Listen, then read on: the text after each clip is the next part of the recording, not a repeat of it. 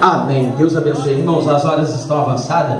Eu vou estar passando por nosso pastor presidente, ele representar a matriz, não vai dar para dar oportunidade a todos, né? Amém?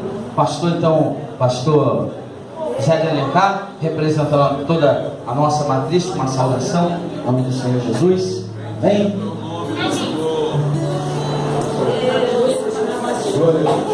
Nós saudamos a igreja com a paz do Senhor. Amém? Irmãos, a presença do Senhor é real neste lugar. Aleluia, aleluia. Aleluia. Continue negativo, irmãos. Aleluia. Porque você vai receber muito da parte de Deus nesta noite. Aleluia. Que Deus abençoe a igreja, né? Em nome de Jesus. Amém. Glória a Deus. Agora, trazendo uma palavra referente a dízimos e ofertas, logo após, vou estar convidando novamente o grupo Gênesis para estar louvando o Senhor para retirar dízimos e oferta da casa do Senhor. Tá? O grupo de novos convertidos da matriz. Pastor Adams Ferreira, trazendo uma palavra referente a dízimos e oferta da casa do Senhor. Logo após, os jovens do grupo Gênesis louvando para retirar dízimos e oferta. Aleluia. Saúde a todos na paz do Senhor, amém? Quem está feliz com Jesus, dê glória a Deus. Quem crê que essa igreja está cheia de unção, dê glória a Deus. Louvado seja o nome santo do nosso Senhor Jesus Cristo. Foi um privilégio, né? De estarmos, que Deus prouve de nos trazer aqui, né? Mais uma vez nessa igreja linda e maravilhosa. E saímos de lá abaixo, né? Saúdo aqui ao ministério, abaixo da unção do nosso pastor presidente, pastor Ronieri Lancelotti, e que nós congregamos lá na Itararé. Estou aqui junto com a minha co-irmã pastora Gina, né? Que veio também nos prestigiar, o pastor Eduardo, e saímos abaixo da unção e da bênção dele. Mas eu gostaria de que os irmãos pudessem refletir nesta palavra, que ela é muito forte a respeito de dízimos e oferta. Aleluia. Que diz assim a palavra do Senhor no Salmo 116, aleluia, 12. Que darei eu ao Senhor por todos esses benefícios? O que você tem dado ao Senhor por todos esses benefícios? Aleluia. Dízimo, oferta, primícias do Senhor, sim. Mas o que você tem dado ao Senhor por todos esses benefícios? Aleluia. Contempla tu, crente. Só em você levantar hoje e respirar este ar maravilhoso, tu não está pagando nada, crente. Isso daí é o que? Benefício de quem? Do Senhor. E muitas das vezes as pessoas não valorizam isso.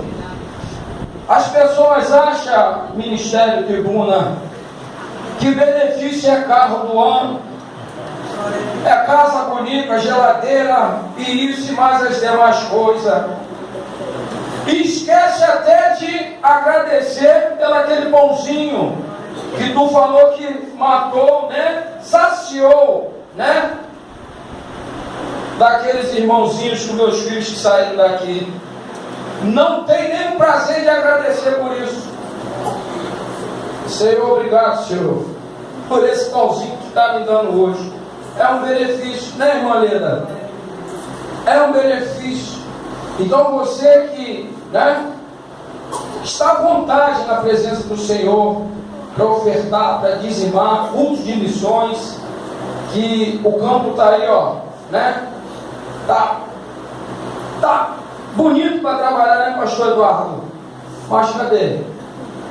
Quem está querendo trabalhar? Se tu abrir a boca e perguntar, vem cá, meu irmão, quantas almas tu ganhou para Jesus esse ano? Levante a mão aí e me mostra aí quantas almas tu ganhou para Jesus esse ano. Com todo mundo se esconder. Por quê? Tem gente que tem vergonha de falar, é crente nada, é mentira, ele não é crente. Para o outro, para o próximo, olha, varão, Jesus te ama. Olha, Jesus te ama. Sabe qual é o impacto que tem isso na vida de uma pessoa? Você falar isso para ele, que Jesus te ama. Tem vergonha, é crente só dentro da igreja. Quando ele sai daqui, ninguém nem eu sou isso aqui. Aonde tu me vê, tu vai me ver desse jeito. Não é mentira? É mentira? Aonde você me vê, tu vai me ver desse jeito.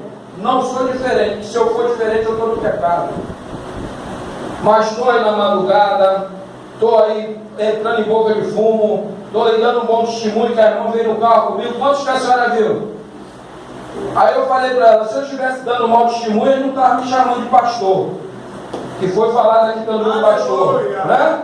Ele não estaria me chamando, e aí, Adão, como é que está? Está tudo tranquilo? Era assim. Mas Deus transformou, Deus mudou. Foi verdadeiramente 22 anos, crente. 22 anos atrás das grades. E de uma hora para outra, Jesus Cristo me achou, porque eu brincava de pique-esconde com ele. Brincava de pique-esconde, só ficava me escondendo. Quando vi os crentes, não desrespeitava. Já vem esses caras. Já vem esses caras. Mas teve um certo dia que não teve para onde correr. E Jesus me achou, não tive mais como brincar de pique-esconde. Então, o que darei eu ao Senhor por todos esses benefícios? E muitas das vezes, Espírito Santo de Deus, tu chega dentro do banco para receber o teu salário. Tu pensa primeiro que tu vai pagar a conta de luz, que tu vai pagar as Casas Bahia, mas tu não lembra de tirar os 10% dele. E depois tu quer reclamar que Deus não está te abençoando, que Deus não está. Aí, que darei ao Senhor por todos esses benefícios? Dá o de melhor, crente. Dá o de melhor. É de Deus isso daqui. É de Deus, pastor. É de Deus. O que eu falei para a senhora que eu vim no carro? Falei o que para a senhora? Fala aí. Que eu dei o que lá para o camarada? Eu dei um carro para o camarada. Eu dei um carro para o camarada, mas eu falei para a irmã, em troca de nada, porque eu sei que o varão vai fazer a obra de Deus com aquele carro. Eu sei que ele vai fazer a obra de Deus com aquele carro. E aí, o que darei eu? Aí a irmã Leda falou, caramba. Aí o pastor me chama para dízimo e oferta. Olha como é que Deus te pega, sabe? Te pega, te laça. Aí me veio a memória. Vai, varão, leva, vai fazer a obra. Vai, leva, varão, vai embora. Deus é contigo, amado. Deus é contigo e sei que Ele vai fazer a obra. E você, crente, não se pega bem material, não. Porque atrás do carro fúnebre não vai caminhão de mudança, não. Ô, glória! Não vai, não, vai ficar tudo aí. Deus colocou na tua mão apenas para você administrar. Administra com Ele na frente. Administra, Senhor, essa casa não é minha, não é nada minha. Isso não é nada, é tudo do Senhor. Mas cuide. Porque não adianta que Ele não vai entrar na casa suja empoeirada, não. Não entra, não. Aleluia! Senhor, por todos esses benefícios. Dá o melhor, crente. Dá o melhor para Jesus. E assim eu agradeço a minha rica e maravilhosa oportunidade em nome de Jesus. Glória a Deus. Cadê o grupo Gênesis? Em nome do Senhor Jesus. Logo após, vamos dar ouvido à palavra em nome do Senhor Jesus.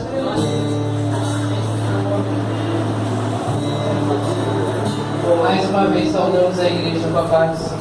Amém. Irmãos, eu quero dizer que eu estou muito feliz porque até aqui o Senhor tem nos ajudado. Para muitos, isso aqui foi construído assim, chegou e construiu, mas não, foi uma luta. Para ter vitória tem que ter luta. Eu lembro quando essa igreja era aqui do lado, era o irmão Jorge Aragão. Eu até me emociono em falar. Era uma casinha de barro, né, pai? Josafari, de estufa. E hoje o Senhor tem nos exaltado. Mas devemos o quê? Buscar, clamar. Tem muitos aqui que estão pensando que tudo está terminado, mas Deus manda te dizer que não. Deus manda te dizer que está começando o projeto dele se cumprir na tua vida. E grandes coisas ele vai fazer, porque ele não é homem para que minta, nem filho do homem para que se arrependa. Foi com muita luta, mas nós fomos vitoriosos em Cristo.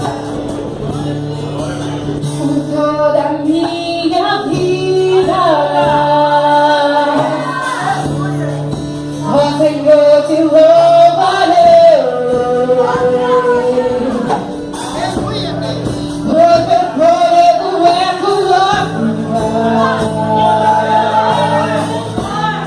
e nunca me cansarei.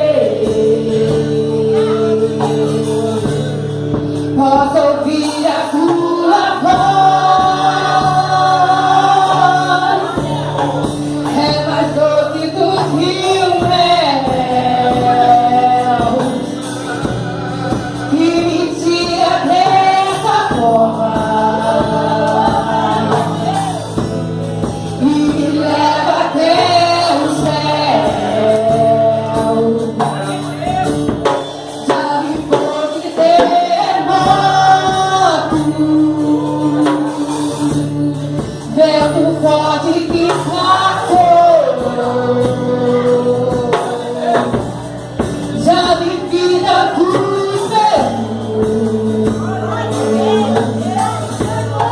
mas tua voz me acalmou. Toda hora em casa estrela e o mar o seu limite. Eu me sinto tão seguro no teu colo altíssimo.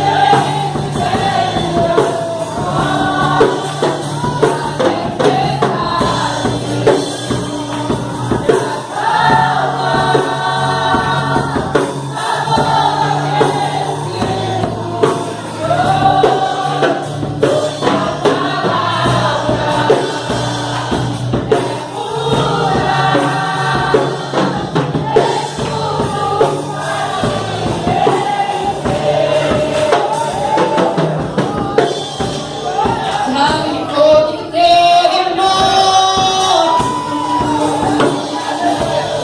vento pode que passou. Já vi vida dos meus, mas tua voz me acalmou. Uma hora em cada estrela e o mar o seu limite.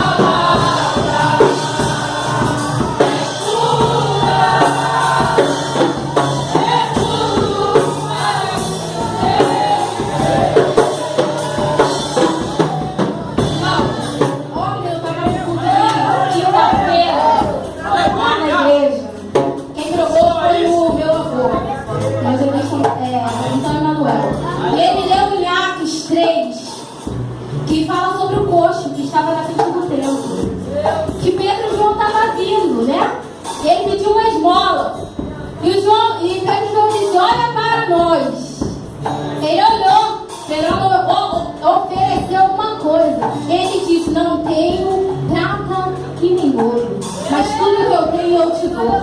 Irmãos, uma passagem tão linda, me incomodou tanto. E no final ele falou se a gente devemos olhar o próximo com amor. E muitas das vezes a gente tem uma dificuldade. Muita aí chamou a gente lá na frente, quem quisesse ir, né? E eu fui. E hoje eu te pergunto, o que você tem para oferecer a Deus? Meu Deus, eu não tenho nada. Você tem. Você acha que você veio aqui à toa? Quer receber? Oferece primeiro. Quem receber agora é primeiro. Sem intenção nenhuma. Eu vou lá porque eu vou receber. Eu vou lá porque eu vou adorar. E você? Eu vou adorar. Se você entende que hoje você vai adorar junto com eu vim. Não tinha vaga no carro, não tinha vaga na van.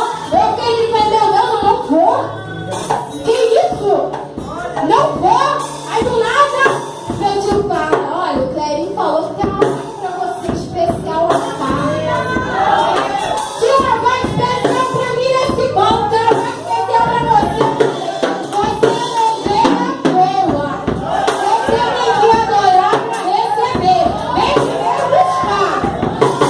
Quando você abre a sua boca, toca comigo e fala assim, Jesus, eu vim adorar. Eu tô adorando, hein? Não liga pra voz não, liga pro meu Deus, hein? No 3, você vai abrir a sua boca e você vai cantar junto comigo. 1, 2, 3. Não há ferrolho.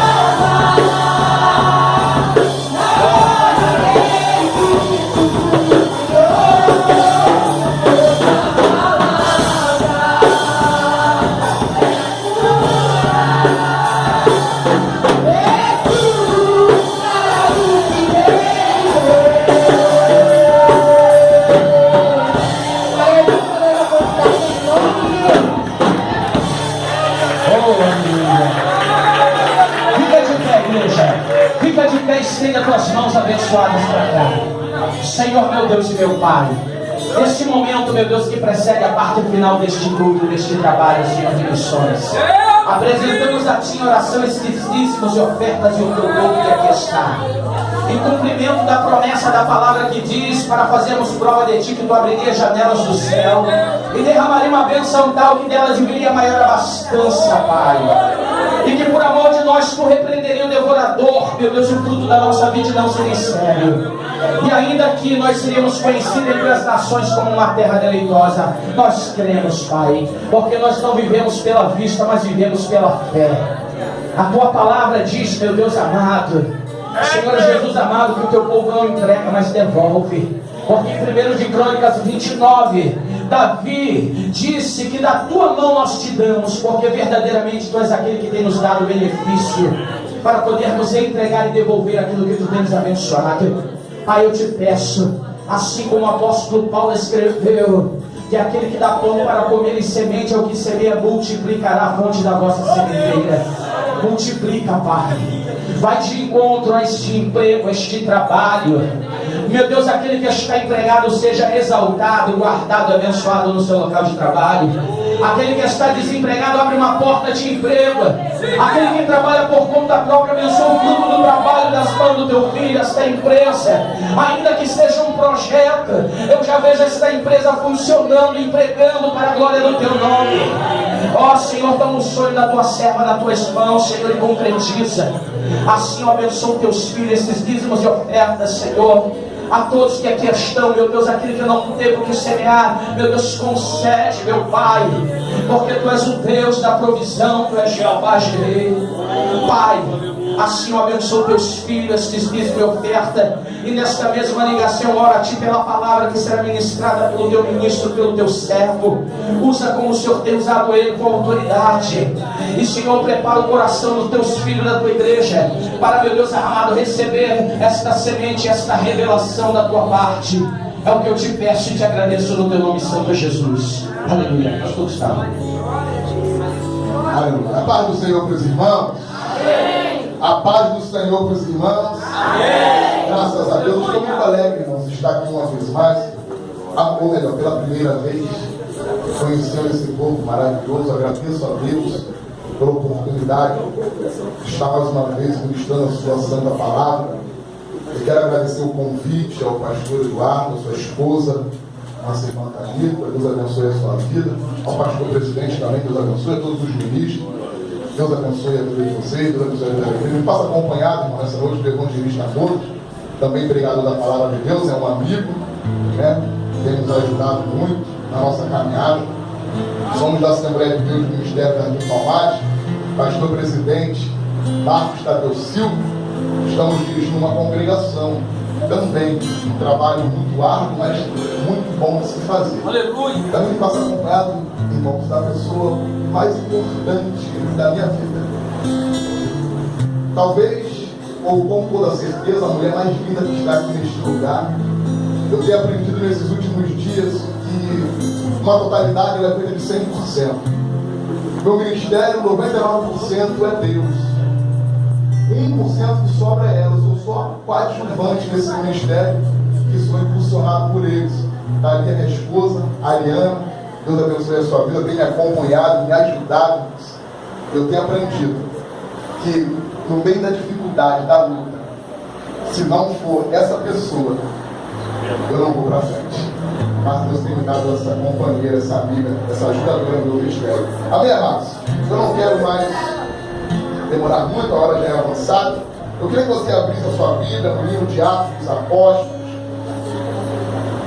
Por gentileza, abra sua Bíblia no livro de Atos dos Apóstolos, no capítulo de número 21. Quando nós falamos de missão, automaticamente estamos falando de mudança. Ninguém faz missão sem mudar. Nós precisamos mudar. E foi falado algo que eu estava pensando aqui no início, que é bem interessante. Eu gostaria de fazer uma pergunta para você, porque toda a nossa vida ela gira em torno da expectativa. E no culto, como nós vemos, existem expectativas no meio do culto. Quando você está na sua casa, sua expectativa qual era? Receber algo da parte de Deus. Quem veio receber algo da parte de Deus aqui? Levanta a mão, eu não sei que veio. Buscar algo da parte de Deus. Levanta a sua mão. Glória a Deus. Não seria ao contrário, você veio buscar. Sabe, o culto é feito de expectativas. Não é uma única expectativa a sua. A outra expectativa de quem é? Me pergunte, pastor Gustavo, de quem é a outra expectativa? Pergunte para mim de quem é a outra. A outra expectativa é de Deus. Da mesma maneira que você veio receber algo da parte de Deus nessa noite, Deus também veio para cá nessa noite, marcou encontro com você, esperando receber algo da sua parte. E o que você veio oferecer para Ele aqui nessa noite, eu não sei o que você veio oferecer, eu sei o que eu vim oferecer. Eu vim oferecer o meu glória, meu amor. Se você veio oferecer, abra a tua boca e libera glória para Jesus nessa noite. Mudança. Atos dos Apóstolos, capítulo de número 21, o verso 8, vai dizer o seguinte: Partindo no dia seguinte, fomos a Cesareia. Entrando em casa de Filipe, o evangelista, que era um dos 7, ficamos com ele. Verso 9. Tinha este 4 filhas virgens que profetizavam. E você diz: glória a Deus, pode se assentar em glória a Jesus. Para nós chegarmos nesse texto, eu vou ser bem breve. Muitas coisas aconteceram até Filipe chegar a esse ponto em que nós lemos o texto. A Bíblia diz que agora, depois de Jesus se assunta aos céus, ele dá uma ordem: ó, ficar em Jerusalém até que do alto seja revestido de poder, pregue a palavra, todos esses mandamentos, as ordenanças de Jesus que você conhece. Eles ficam, recebem poder e começam a pregar o evangelho, começam a pregar a palavra dentro de Jerusalém. Só que a ordem de Jesus não era para ficar somente em Jerusalém.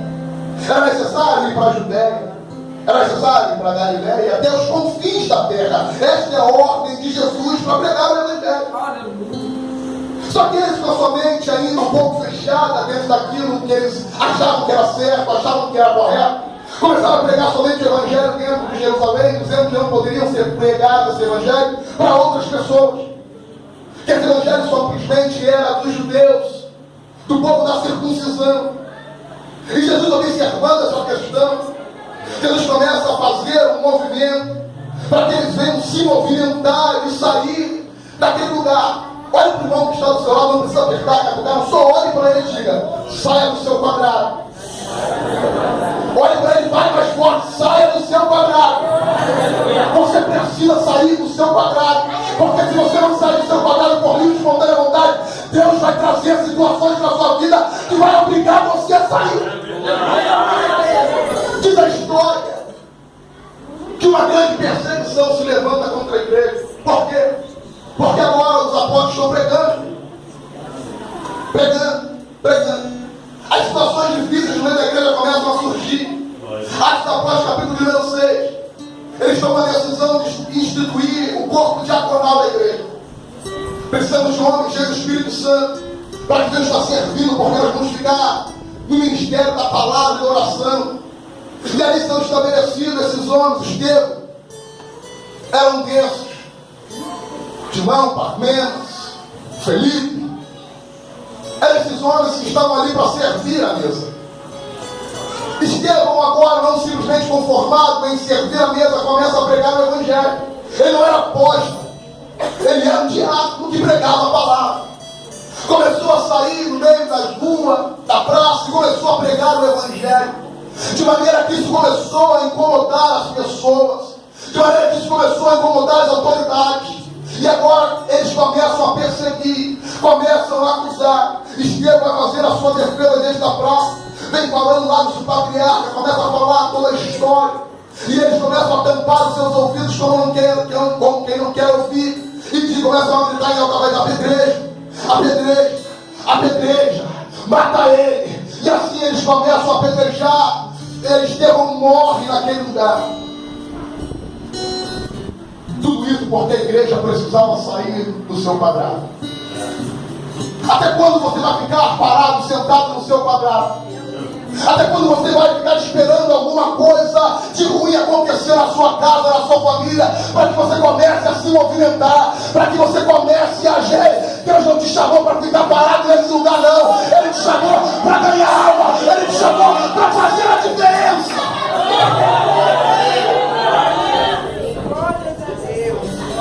Aí acontece aquilo que nós chamamos de diáspora. Eles vão se dispersando dos outros, cada um para um lado, fugindo, mas com uma missão: pregar o evangelho. A Bíblia vai dizer que Filipe agora vai para a cidade de Samaria. E você conhece a história da mulher samaritana? Estava indo pegar água. Jesus para a beira do poço, pede água. Aí ela vai dizer: como tu, sendo judeu, me pede água, eu sendo mulher samaritana? Aí na Bíblia vai estar escrito: porque os judeus não se davam com os samaritanos. Mas Filipe vai para Samaria, porque Filipe tinha uma missão. Felipe tinha um objetivo. A história vai dizer que Filipe começa a pregar o evangelho em Samaria. E em pouco tempo toda a cidade estava sendo alcançada. Em pouco tempo toda a cidade estava sendo alcançada. Porque ele saiu do seu quadrado, saiu do local que limitava a visão dele, achando que era só para ele, só para ele. Ei, Jesus não é só para você, Jesus é para as outras pessoas. Você precisa abrir a sua boca e começar a falar das maravilhas que ele tem feito na tua vida. Pregue em Samaria. Quando está tudo consolidado, eles vão chamando os apóstolos. Vem para cá, olha o que está acontecendo aqui. Maravilhas estão acontecendo. Os apóstolos chegam construindo aquela obra, enquanto a igreja de Samaria. A Bíblia vai dizer que agora Filipe é impelido pelo Espírito a ir para o deserto. E ele vai para o deserto. Quando ele chega no deserto, está vindo uma caravana. E dentro de daquelas carruagens existia um homem que estava lendo o profeta Isaías. Um único homem. Filipe havia acabado de ganhar uma cidade. O orgulho poderia tomar conta dele. Ele poderia estar cheio do seu ego. Está vendo o que eu fiz sozinho? Está vendo como eu alcancei sozinho? Mas agora o Espírito leva ele para o deserto para pregar para uma pessoa. Diz a história que ele pergunta: entendes tu que lê? Aquele tipo que vinha de Candaça da Etiópia para Jerusalém para adorar. E ele era eunuco. Pense uma coisa, querido. A Bíblia vai dizer que nenhum homem faltando uma parte do seu corpo, homem com bebida nos olhos e outra série de questões não poderia entrar dentro do templo para adorar. Aquele homem saiu da Etiópia, vinha para Jerusalém para ficar na porta do templo adorando. Ele ficava na porta, ele não podia entrar, mas ele ia lá adorar. Você pode entrar dentro do templo hoje, muitas vezes você não adora. E ele está lendo sem entender. Ele está lendo sem entender. Porque Felipe pergunta para ele: entendes tu que lê? Ele diz: não, como eu vou entender se não tem quem me ensine?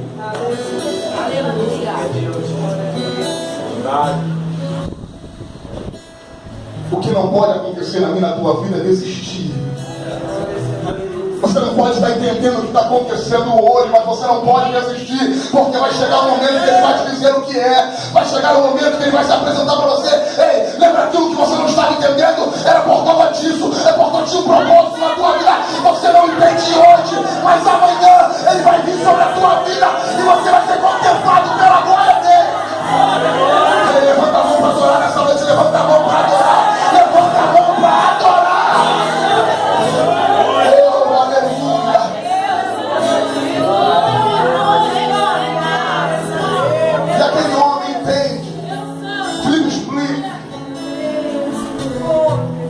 Para que você venha entender. Mudança. Nós falamos de missões, vamos falar de mudança. Filipe agora está na sua casa. O texto que nós vemos. Filipe saiu de Jerusalém um simples diácono. A Bíblia vai dizer que agora ele era um evangelista, um dos 7.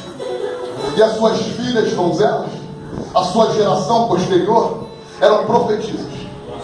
Vivemos numa geração, meu pastor, que não ouve simplesmente com os ouvidos, elas ouvem com a visão. Elas ouvem com aquilo que elas veem. Muitas vezes você fala para o teu filho 10 vezes: não mexa aí, não mexa aí, não mexa aí. Entra por aqui e sai por aqui. Mas toma uma atitude errada, você tem falado com ele. Ele vai entender pelos olhos que você está fazendo o que é errado. Vivemos numa geração que ouve pelos olhos. E essa mudança, da onde vem? Parte de nós, para as nossas próximas gerações. Você quer ver uma coisa? Eu posso tirar essas 3 cadeiras aqui, meu pastor? Temos que preservar as nossas gerações. Você vai entender que a sua maior missão é transformar a geração em que você está vivendo. A sua maior missão é transformar a geração na sua casa. A sua maior missão não é ficar parado, sentado, olhando e vendo a banda passar, não. A sua maior fazer a diferença. E quando eu faço a diferença, as coisas acontecem. A Bíblia vai dizer no livro de Juízes, no capítulo de número 2, a partir do verso 10, se eu não estou enganado, que houve uma geração que não conhecia a Deus e nem os feitos de Deus. Uma geração que não conhecia a Deus e nem os feitos de Deus, porque se perderam no meio do caminho. Existia uma geração muito forte. Abraão, pai da fé. Nós temos 3 cadeiras aqui. Eu quero chamar essa primeira cadeira da cadeira do compromisso. Essa segunda cadeira, talvez por nome para adjetivarmos, vamos chamar da cadeira do café com leite. Sabe aquela pessoa que está no meio da brincadeira, no pique-esconde? Está lá, mas ele é café com leite, não conta, não influencia, não serve para nada. Mas ele está dentro, mas não faz diferença. A cadeira do café com leite. E essa cadeira aqui, a cadeira da crise. Abraão sentou em que cadeira? Na cadeira do compromisso. Isaac, seu filho. Quem foi Isaac? Os historiadores da história antiga, da história de Israel, vai dizer que Isaac era filho de um grande homem e pai de um grande filho.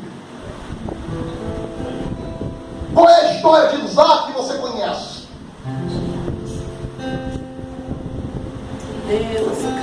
Café com leite.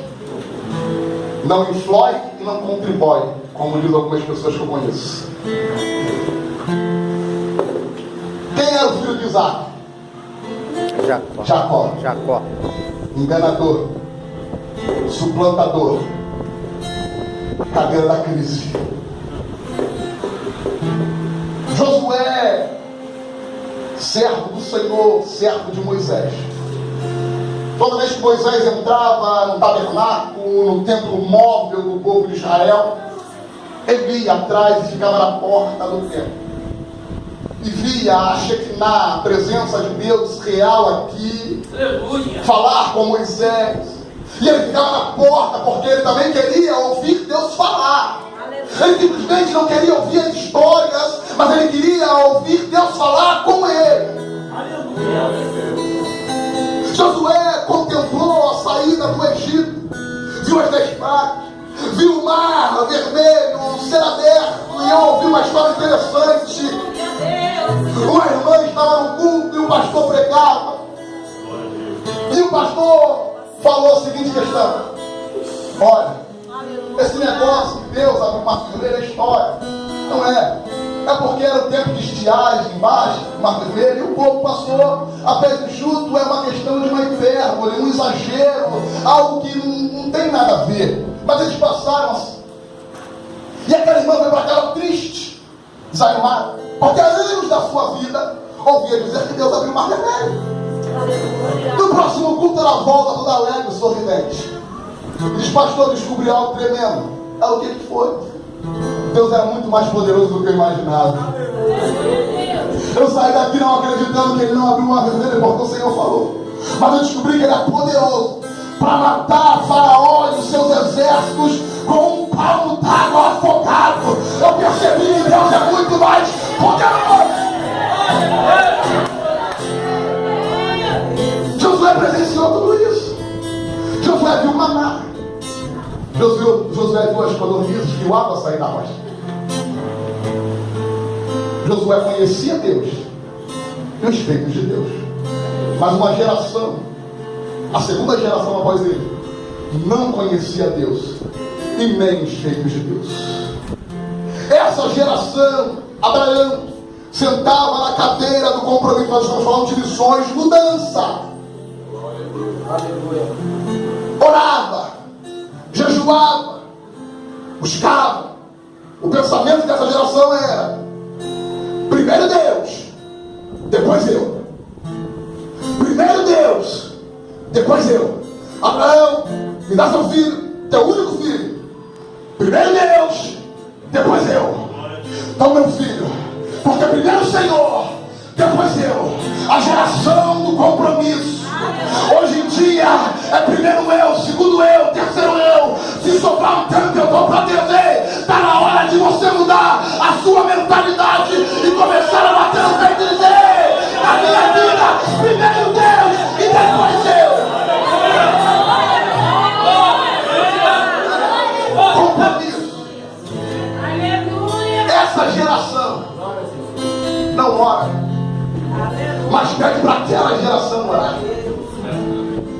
Porque essa geração não conheceu a Deus, nem os feitos de Deus, mas ouviu as histórias de Deus. Aleluia. Ouviu as histórias de Deus. Então elas sabiam quem era Deus, mas não tinham intimidade com Deus. Elas sabiam quem era Deus da vovó, sabiam que era o Deus do papai, sabiam que era o Deus do titio, mas eles não tinham uma intimidade profunda com Deus. Eles não desciam na presença dele, não buscavam a presença dele, porque não conhecia Deus e nem os feitos de Deus. Então o que essa geração faz? Fala com aquela para orar, fala com aquela para buscar, fala com aquela para pedir a Deus. Aleluia. Meu Deus, traz tremendo. Quem sentou nessa cadeira do compromisso? Davi. Homicida, adúltero, mentiroso, mas sentou na cadeira do compromisso. Isso aqui é interessante. Talvez os senhores ministros da palavra, muitos mais experientes do que eu tenho apenas 30 anos de idade. Ouve-se muito dizer: eu prego tudo que vivo ou vivo tudo que prego. Eu acho difícil, pelo menos para mim. Eu me esforço para viver tudo aquilo que está na Bíblia. Eu luto para viver tudo aquilo que está na Bíblia. Porém, ainda não cheguei ao ponto de concluir isso. Porque talvez se eu concluísse, não estaria aqui hoje falando com você. Você não estaria aqui hoje me ouvindo. Mas eu me esforço. A diferença é: eu não mascaro meu pecado. Eu não sou cínico, eu não sou hipócrita. Davi não era assim. Quando Natan entra na presença, conta a palavra e diz: esse homem é você. Ele não fala: não, mas espera aí, tem um porém não. Ele fala: pequei mesmo diante de Deus. Senhor, me perdoa. Eu vou deitar na tua presença e tenha misericórdia de mim. Cadeira do compromisso. Davi sentou lá. Essa cadeira do compromisso. Seu filho Salomão, meia mussarela e meia calabresa, orou a Deus, pediu sabedoria. A Bíblia vai dizer que não vai haver, não houve, mas sabe do que Salomão. Começou muito bem. O conselho de Deus para os reis de Israel era: não acumule ouro, não acumule mulheres e não acumule cavalos, exército, força bélica. Ele acumulou tudo isso. 1000 mulheres,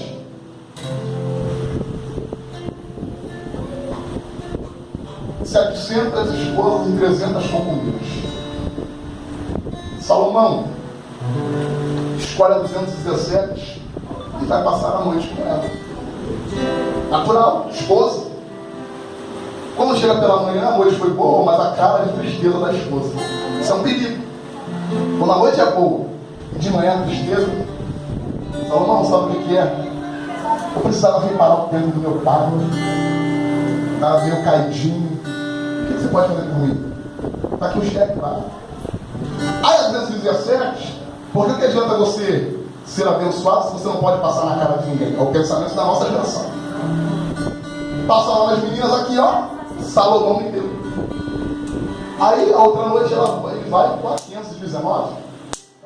Noite maravilhosa, carinha triste de manhã. Então o que é, Salomão? Você deu um cheque para outra. Eu também preciso reparar o tempo do meu pai. Ele vai. Ela vai lá, repara. Aí chama a 101. Mesma coisa. Só que no dia seguinte a 101 fala assim: sabe o que? Eu não queria um cheque. Eu não queria reparar o tempo do meu pai. Eu queria construir um templo do meu pai aqui dentro de Jerusalém. Estou falando dessa forma para que você possa entender que a cadeira do compromisso Davi sentou. Salomão começou muito bem. Se você pegar o livro do Reis, capítulo número 20, você vai ver que Israel nunca teve afundada em tanta idolatria quanto no tempo de Salomão. E o que acontece? A próxima geração, Roboão, sentou na cadeira da crise. A sua crise existencial foi tão grande que ele dividiu o reino. 10 tribos, tribo do norte para um lado, Judá e Benjamim para o outro. Porque pegou os feitos de Salomão, porque não conhecia a Deus e nem os feitos de Deus. Você de repente nessa noite pode estar sentado na cadeira da crise, porque todos esses homens passaram por essa cadeira da crise. Só que eu tenho uma notícia de Deus para a tua vida nessa noite. Deus não te chamou para ficar sentado na cadeira da crise. Ele marcou encontro com você aqui nessa noite, porque Ele quer trazer uma mudança extraordinária para a sua vida. Ele quer tirar você nessa noite da cadeira da crise e colocar você na cadeira do compromisso. Ele quer tirar você da cadeira da crise, da escassez, da falta, para colocar você na cadeira do compromisso. Deixa eu dizer uma coisa para você: as suas gerações posteriores vão até falar: eu vi meu pai, eu vi minha mãe sentada na cadeira da crise, mas o que eu me lembro de verdade foi o dia que eles levantaram da cadeira da crise e passaram a se sentar na cadeira do compromisso.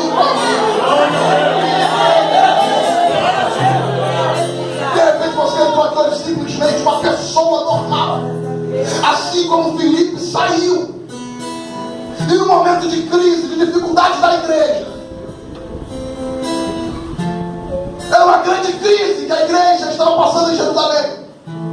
Crise. É a geração que nós vivemos, uma geração que está em crise, porque não conhece a Deus e nem os feitos de Deus. E como eles vão conhecer a Deus e os feitos de Deus? Através de você que está sentado na cadeira do compromisso. Através de você, vou falar mais uma vez, através de você que nessa noite está sentado na cadeira do compromisso, a responsabilidade de mudar essa geração, de transformar essa geração que anda na crise, uma crise existencial, que sabe mais do que não acredita do que naquilo que acredita.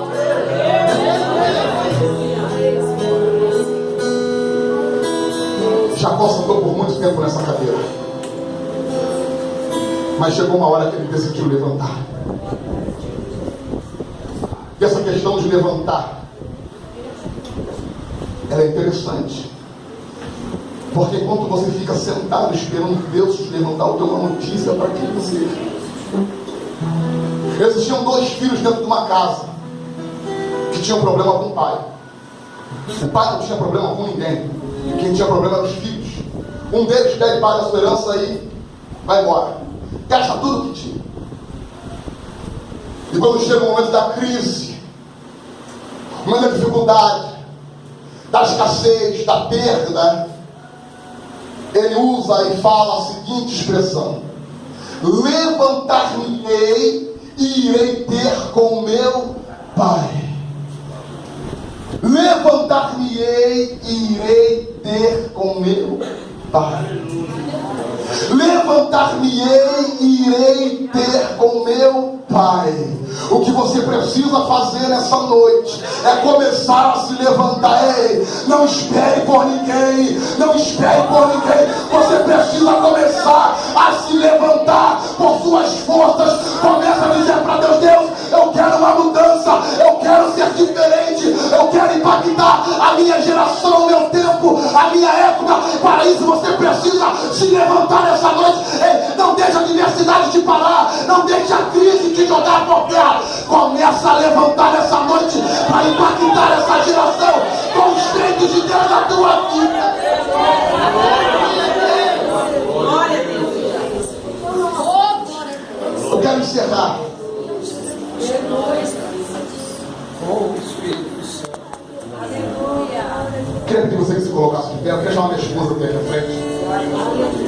Oh, Davi da Galileia.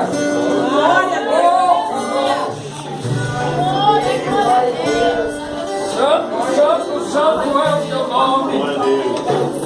Oh, Espírito Santo. Ela vai louvar, menino. Ela vai louvar, menino.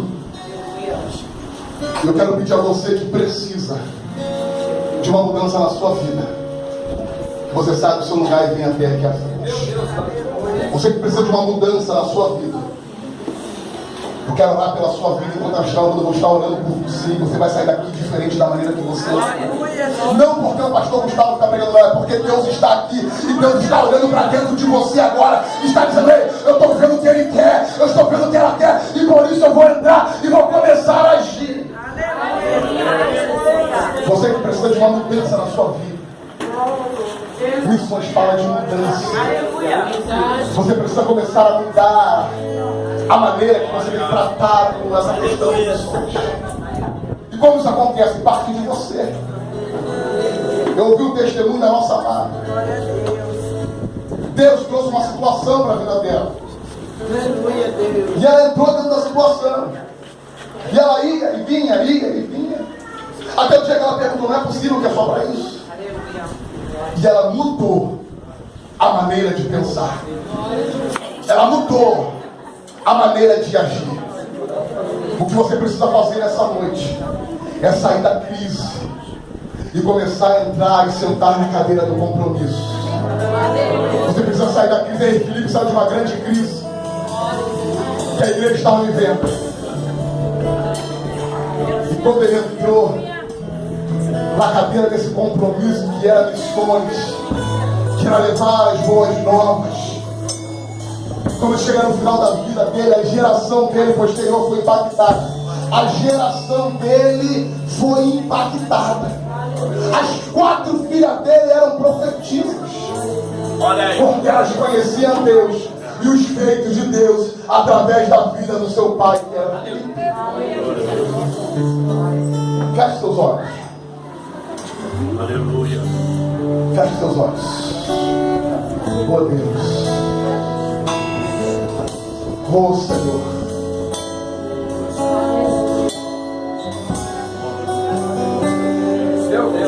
Senhor. Pai, em nome de Jesus. Começa a entregar teu coração para Ele aí agora. Oh Espírito Santo de Deus.